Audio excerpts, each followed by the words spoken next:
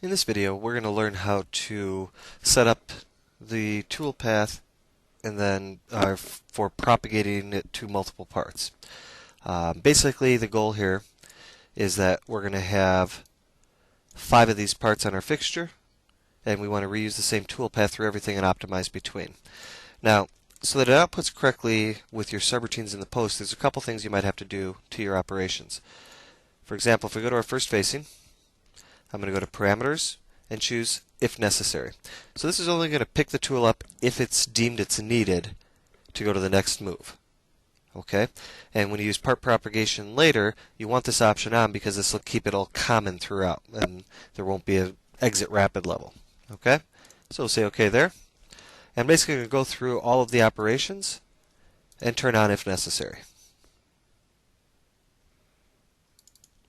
You could have obviously done this on the fly as you were going.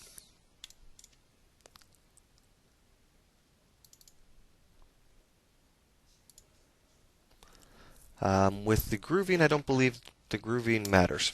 So we'll just hit exit, regenerate the rest. It's just for your pocketing and facing and open pocketing, things like that. Okay, so now here's what you're going to do. You're going to go to the Part pull-down menu, go to Propagation, Create. This is going to be a linear pattern, and in this case, based on my current WCS, I'm going to go in the Y negative. I'm going to change from total distance to distance per instance, and my distance per instance is going to be 5 inches, 093. There'll be a total of 5. Now, here it wants to know how to merge the operations. If you go 1, 2, 1, 2, then it's going to finish all operations, all tools on one part before moving to the next. If you go 1, 1, 2, 2, right here, then it's finish all operations, same tool, all parts, which is probably what you want to do. So say OK. And now you can see all your other parts. Now, before we go ahead and regenerate, which is required, I'm going to go ahead and make sure all my WCSs are set correctly. So I'm going to go to my WCS list, select my part, and here, I'm going to double click. 1 is going to be changed to 4, because that's the next available on my list. This will be 5. This will be 6. Basically, I'm going to do that for all my parts.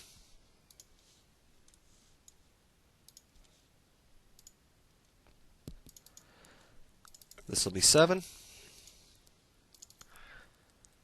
That'll be 8. And you can do this, name these what you want. That'll be 9.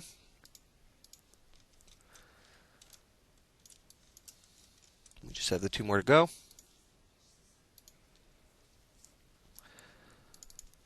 So this will be 10,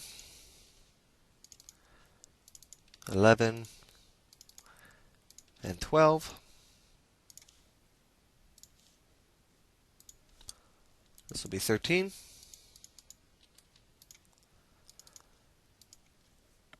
14, and 15. Okay, so now I'm going to just zoom out a little bit. I'm going to hit save once. Yes, the operations aren't up to date, but I've just made a lot of changes, so I'm going to save it, and now I'll go ahead and regenerate. And like that, now we're done. If I go into my operations manager, move this over, you can see facing, facing, facing, facing.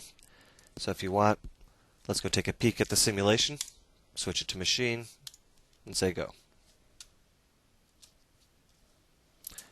Switch to a different rendering type as well real fast.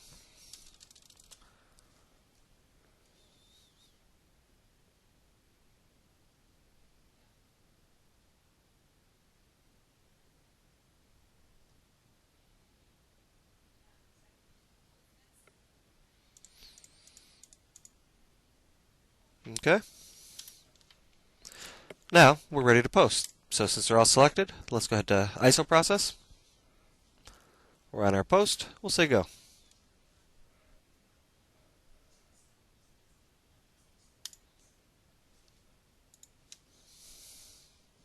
Maybe we'll start 200 this time. So now with the extended offsets, I believe we should see a total of 15. And we do. There they all are. Okay.